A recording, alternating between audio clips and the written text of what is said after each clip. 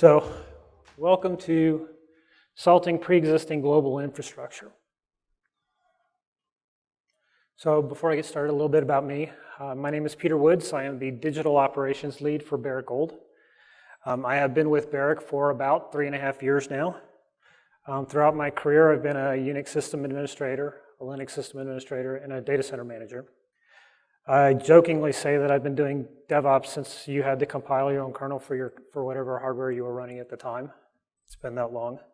I've worked at some pretty cool places, including NASA, Vanderbilt University, Shutterfly, and now Barrick Gold. So for those of you who are not familiar with the mining industry or Barrick Gold, Barrick is one of the leading gold mining companies in the world. And I say that we're a leading gold mining company not just because of our production output, but because of the technology advances that we're bringing to the industry. We're moving into autonomous haul trucks. I'm sure you've all seen pictures of autonomous cars from various companies. They're usually just regular cars with various gear added to them. Our autonomous vehicles are 2 to 3 stories tall that require a ladder to climb up into. That'll haul 70 tons of ore around. We're moving into big data, machine learning, and artificial intelligence. And we're also bringing lots of safety improvements to the industry as well. If we can instrument, we're trying to put an instrument on it. We're doing things like measuring speeds of vehicles and monitoring for sleep deprivation of the miners that are operating our equipment. Barrick is a very safety-conscious company. So as I said, I've been with Barrick Gold for about 3.5 years. My first month, this was my map of the world. We have a corporate office in Toronto and operations scattered throughout the world. And most of those site operations are in very remote locations. So remote that the geography and weather are not very hospitable, and the internet connections there are even worse.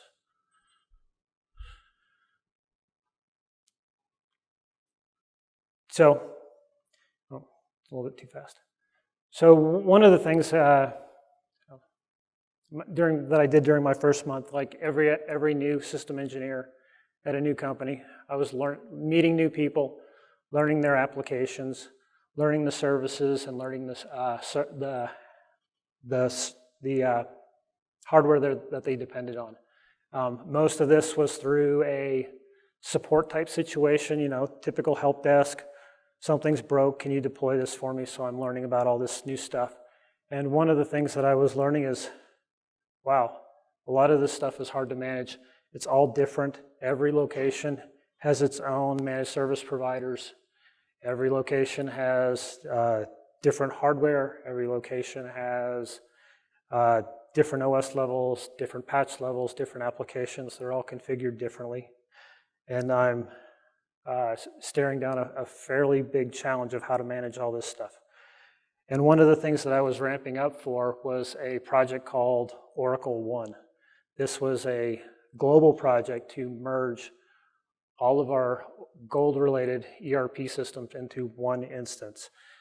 We had multiple instances, one for North America, one for South America, and a few other smaller ones. So the challenge I was facing was how do I manage or get all these servers into a state where that project will be successful.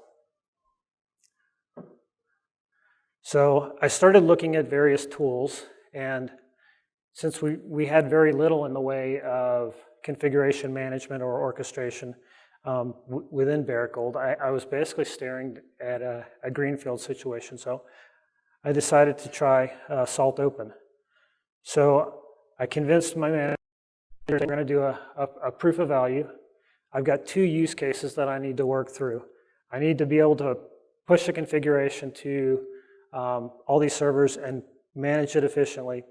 And I've got to be able to perform a remote execution task. Just getting access to those systems, submit an access request, wait for it to be routed to the local managed service provider, wait for them to provision an account, and sure enough, they hand me back a new username and a new account. just the execution of this, this use case gave me 15 new accounts that I had to manage. So I was really pushing to get everything moved over to Active Directory. So I walked through this with one server. I did, I manually configured it, pushed my RPMs for SSSD, WinBind. I pushed a few PAM configuration modules. I pushed some created my custom configuration files, and I went back through my notes that I had, and I went through the documentation. And this is one place where I have to say SaltStack is great with their documentation. So if you have detailed notes on how you deploy something, it's pretty easy to do keyword matching to find out how to turn that into some YAML to create some states and formulas.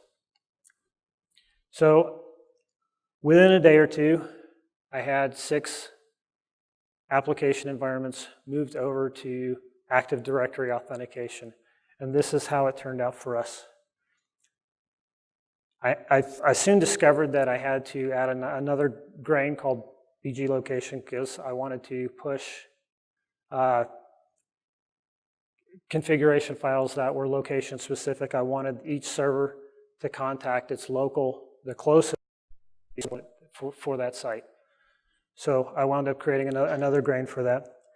I moved everything over to Active Directory, no more password silos. Those 25 or 15 servers that I had just created or just received passwords for, I could discard those because I didn't need them anymore. I could go back to using my one Windows credential. Sorry about that. While I was I moved everything from groups, or 2 groups from individual users, so I can now push everything out. Just push a group around instead of individual users to each server.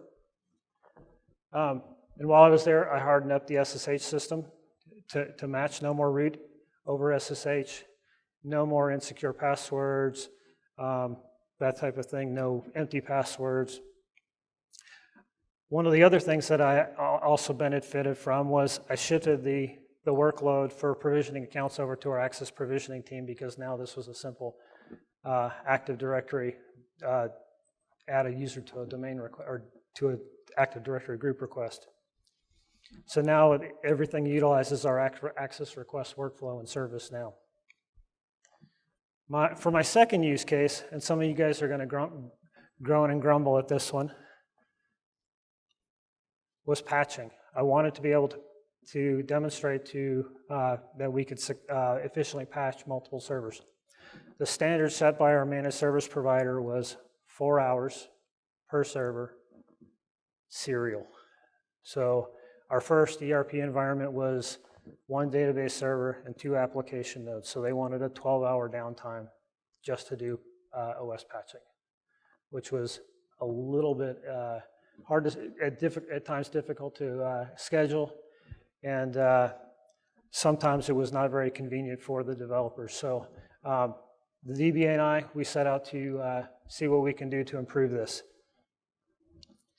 And we made multiple runs at it. So the first time around, our DBA logged in and he manually shut down the apps and the DB nodes. And I just ran a salt command to do a yum upgrade on all the servers. And he manually started this back up. Took us 37 minutes to do. For our first trial run, from 4 hours to 37, or I'm sorry, from 12 hours to 37 minutes, I had already won. But I knew we could do better. So our DBA set about scripting these. So we did the exercise again with our second ERP environment. We managed to, similar situation, he ran his shutdown scripts, I ran my salt command, and he started back up 12 minutes. Eventually, we started turning all these command execution into salt states. We got this down to 7 minutes per environment. And the key here was just for us to script everything, turn everything into YAML, utilize the execution modules as much as we could. So between for my first 2 use cases, we were able to demonstrate that we were more efficient and we could standardize our servers. So I set about moving this into production. So what did production look like for us? Well, I deployed another master, very similar situation, and I stuck a Subversion repository between them. Why not Git? Well, at the time, Subversion was the company standard, so that is what we moved to. So basically, everything in the left that you see is considered a non-production environment. It's freeform. You can tinker with the state files, deploy as you wish, and push the states and formulas. When we get things to a stable state where everything is working, we check in our state files into the Subversion repository, and then we fork a monthly release, conveniently year, month, and then we check it back out on our salt master, and then from there we do our normal change requests and provision out to other servers.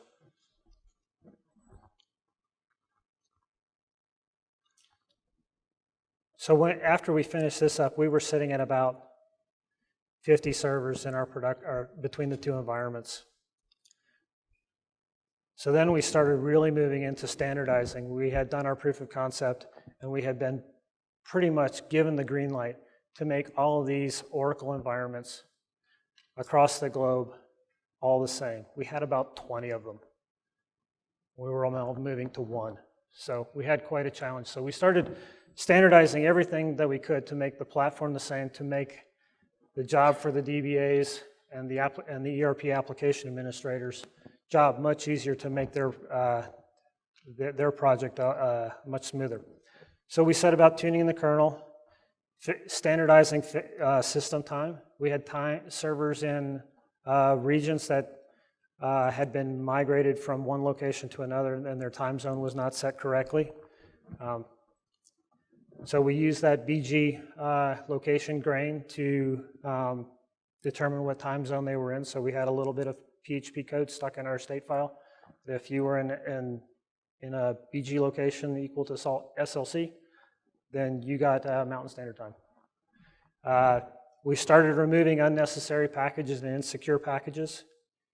We fixed our VNC configuration.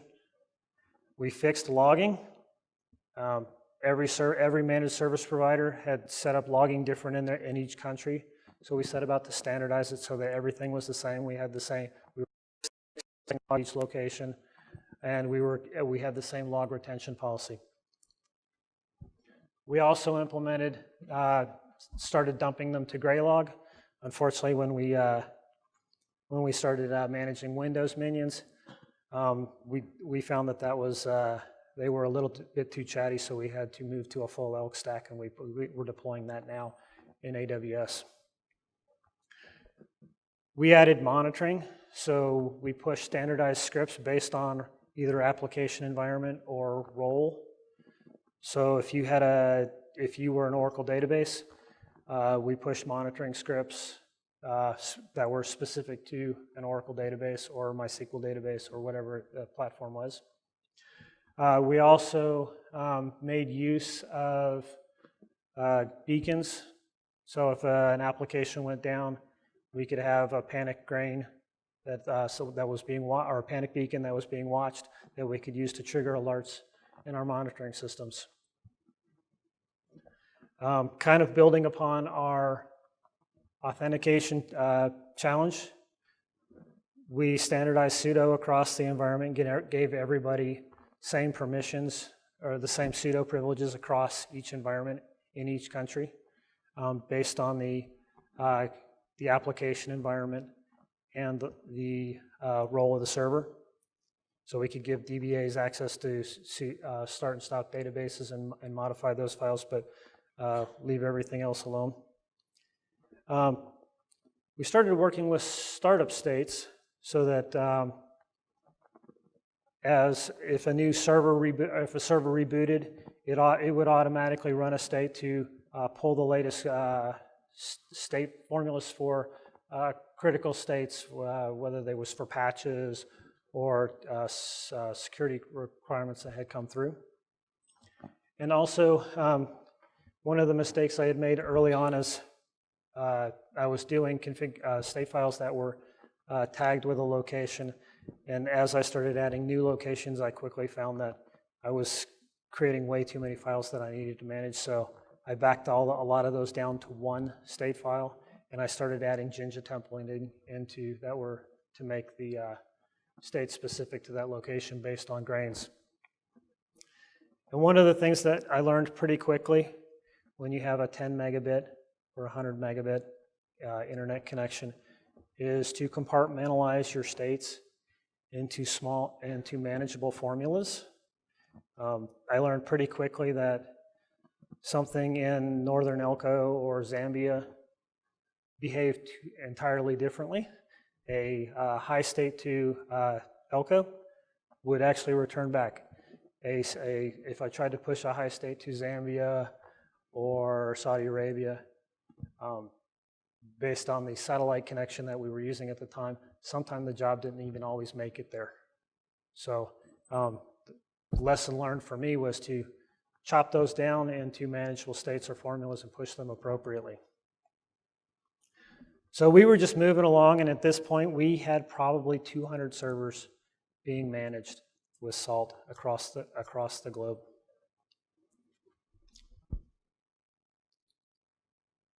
And as I was doing this one time, I made a few mistakes. And I would either push the wrong state to a minion or push a state to the wrong minion. And depending on which way that went, sometimes I would break an application environment. If it was for example, if it was an Apache based application, I might have pushed it to the wrong server and overwritten a running development server. Luckily, it was pretty easy to solve. We started adding safety rails into our state files so that we could manage things to basically just add some safety rails around the stanzas to make sure that formulas were not applied to servers that were not in that application environment. It's pretty easy when you're in a hurry to start typing out a SALT command and push an Apache state to a server running Nginx, and then wonder why why the server is not behaving the way you expect it to. So we started pushing out just little bits of PHP code in the state files to check for the environment, the role, or to check to see if a one-time configuration had already been performed. We had some installation procedures where the first time you ran it was fine. The second time it was destructive towards the data that you had been using. So we wanted to make sure that we didn't destroy data. And we also wanted to make sure that if we had already pushed a configuration for an application that we didn't do it again. So other challenges that we faced, we started, once we had everything standardized, we started making enhancements. We started managing print queues. It was pretty easy to start pushing around PPD files and setting up print queues so that we didn't have to manually touch every server across every environment. We also tied our VNC to Active Directory authentication. We have some developers and application owners that still required a GUI, so we were able to move them over so that they could benefit from that same single sign-on everywhere else. We started doing maintenance pages for apps with service running and service stopped. It was pretty easy to create a formula to stop the primary application and bring up light HTTPD in its place with a minimal placeholder. We're in maintenance mode right now, and a reverse to stop light HTTPD and restart the application. So we started pushing out maintenance pages for various applications. We created audit reports, and this was something a big one for us. As a company, publicly traded company that falls under Sarbanes-Oxley, we are required to undergo an annual audit. So we automated a lot of our audit tasks This was basically creating custom scripts and running them through the command execution module, collecting the output from those scripts, and pushing them over to a web server so that our auditors can just go browse over and look at them. All done through SALT, the execution, the collection of the files, and the push to the web server. And once we started running our audit reports, we found some things like root passwords hadn't been changed in a while, or service account passwords hadn't been changed in a while. So we started randomizing our passwords using SALT. This used to be a very manual task where somebody would pull out a spreadsheet, scroll down the list, find the server name, I see some grins, generate a new password, go SSH over to the server, change the password, update the spreadsheet, email out the spreadsheet. So we got around that. So for randomizing root passwords, for every minion on that master, we pulled the grains for which environment it was, which OS, and the major release grains. We generated a 48-character random password, and that number was chosen very scientifically because that was the number of passwords or characters that I could type before the timer ran out on the login screen. We computed the MD5 or the SHA-512 hash of that 48-character string, depending on the age of the system. If it's a RHEL 6 or 7 box, you get the SHA-512. If it's a RHEL 5, you get that MD5. And then we used the shadow set password execution module to push that out. And once we had done that for every server, we wrote out a CSV file, PGP encrypted it, and then it would email it out to me. The PGP encrypted file, I'd copy it off to a USB, and I'd walk around and give the appropriate people their backup copy.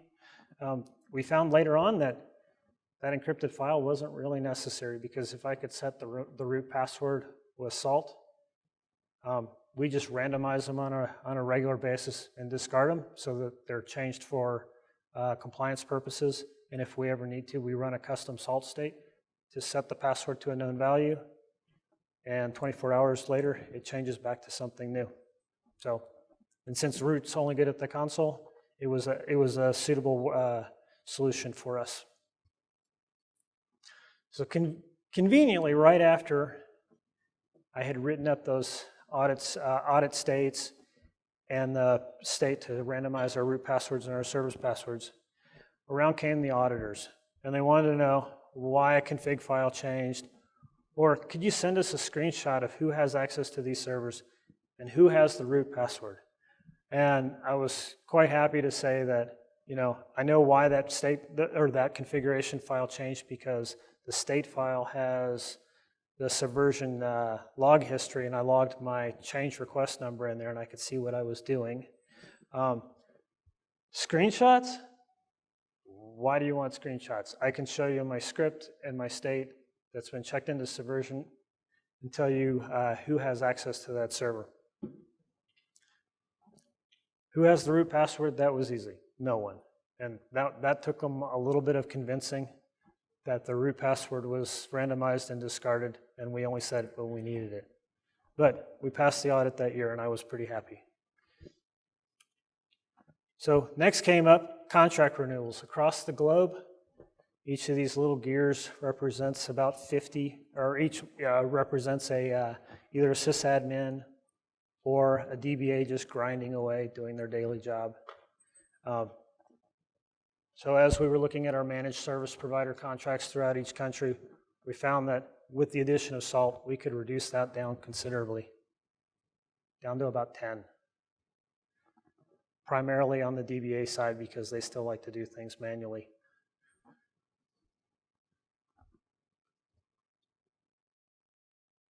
Next challenge I faced is being one of the few Linux admins in the company. Somebody at a site would come to me and say, hey, my server broke. And this was something new for me, because this was the first time that I had started moving away from ERP or Oracle or financial systems within the company. I was actually being pulled in to look at mining applications, which were out at the remote sites. And this is kind of where I started discovering that bandwidth and latency are challenges in a remotely distributed environment. So what I would do when they would call me up, I would say, hey, I can fix your server, but I want to test it first on your test system to make sure. Well, we don't have a test server. Oh, that's a bit of a challenge. So those safety bumpers come in handy to make sure that we didn't apply the wrong state to the wrong server at the right time or at the wrong time.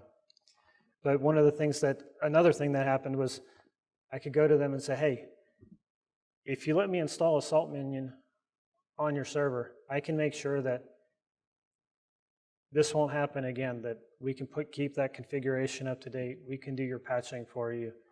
We can install monitoring that you don't currently have, that your MSP is lagging behind on. And usually I got the go ahead. Let's do this. It's a win for me. Extra monitoring, extra support for them. So this was my big expansion into the other applications for document repositories, interface servers, fleet management systems, mapping systems. Started expanding throughout the sites, and this is where the remote sites really became a challenge for me, and where I had to really revisit my Salt Master configuration. I was starting to look at checking the timings on the job. Sometimes I would have to extend the timeouts for some of the more remote locations. In some cases, I was tuning TCP parameters to make sure that TCP connections over a very high latency connection were not just dropping on the floor, or I should say dropping into the ocean. So by the time we expanded out to the other groups, we were about 300 servers, slowly growing. And then last year, we started what we called digital transformation. New business needs, new applications, new developers. First time we get to develop applications in salt states from scratch rather than trying to reverse engineer things. Initially, all of our development was on-prem, but we've also recently started moving into Azure and AWS.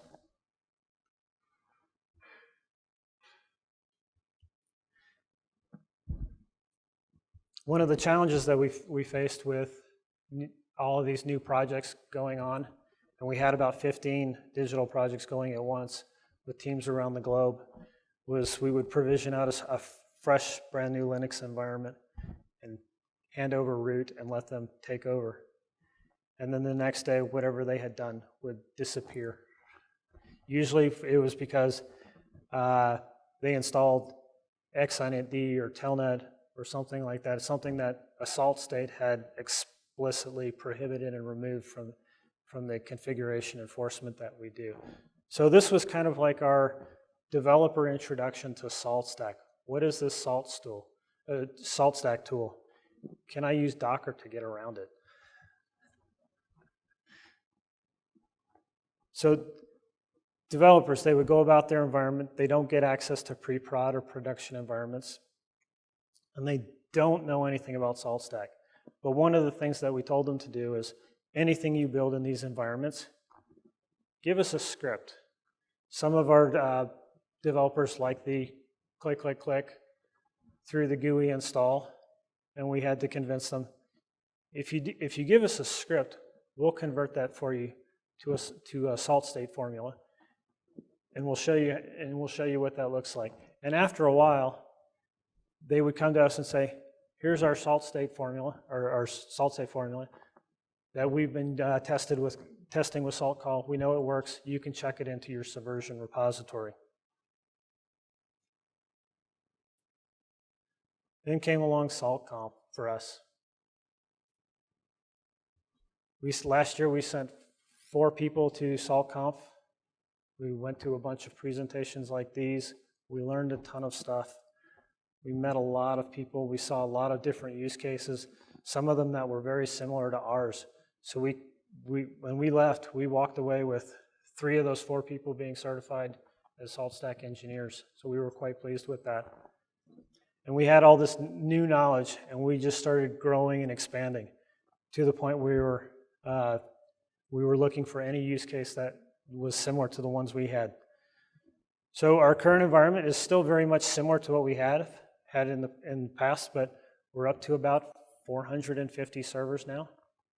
It's pretty small. The last presentation that I sat in this room was LinkedIn. They had 150K, or nowhere near that. But it's still a challenge for us because I'm the only Linux admin in North America. We have one in South America, and between that, we have quite a bit of workload to cover. So I did say earlier that Barrick was a very safety conscious company. So instead of doing a lessons learned, I wanted to do it as a safety share, which for us, anytime we get together a large group of IT people or accountants, we always do a safety share. So I'm going to do our lessons learned as a safety share. First thing I learned is start small and increment. Don't try to deploy globally on your first attempt. It'll probably go wrong.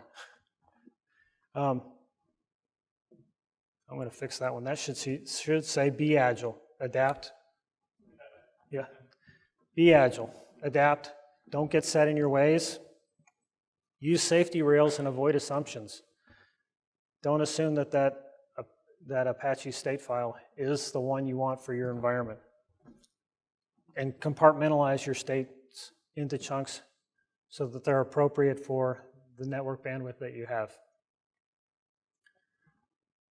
And that is all that I have for my presentation. Are there any questions, comments?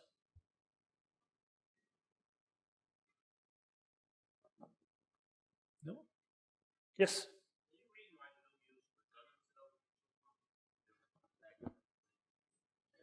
It's a very small environment, and everything is virtualized. So it's very easy for us to restore. And in a lot of cases, we're running very tight on resources. One of the things that we have, and the question was, why don't we deploy redundancy? And in some cases we do, but for the master, it was sufficient to just run the first one. We have thought about moving masters out to some of the remote sites, but some of the sites only have like 1 or 2 servers there, and it wasn't resource efficient for us to push a server out to a site or a master out to a site just for 2 minions. Yes? So we have recently, with our move into AWS, we are starting to use Secrets Manager for some of our stuff in that space. So especially for application passwords and keys to our AWS environment. Most of our on-prem stuff is self-contained, and we typically set up our environment so the passwords are not really necessary. For example, our DBAs, they log in with their Active Directory credentials, and they sudo over to the role account for the database, so they don't even really need the password for the Oracle account. We just randomize it and move on.